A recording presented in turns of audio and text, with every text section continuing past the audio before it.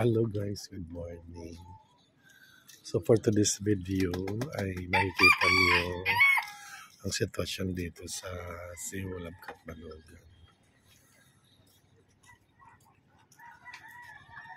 Isang araw bago at 2 araw pagkatapos ng eleksyon.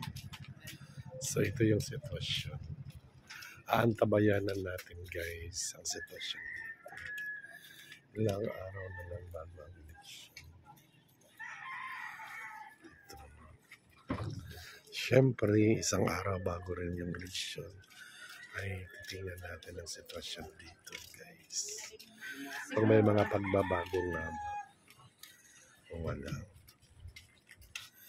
Ano kaya guys kung may pagbabago?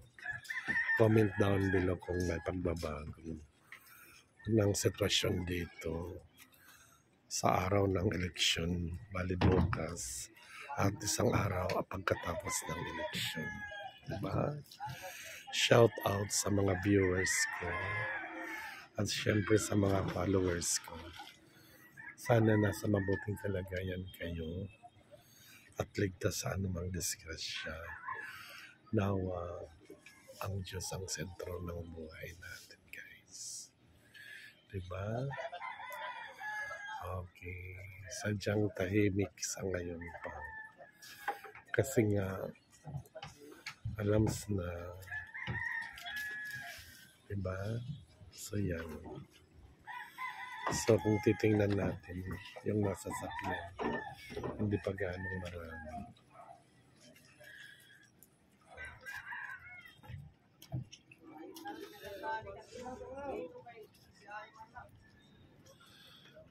Ito yung sitwasyon.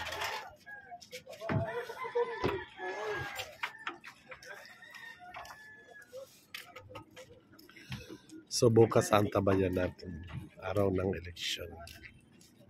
Kung may pagbabago. Gaba.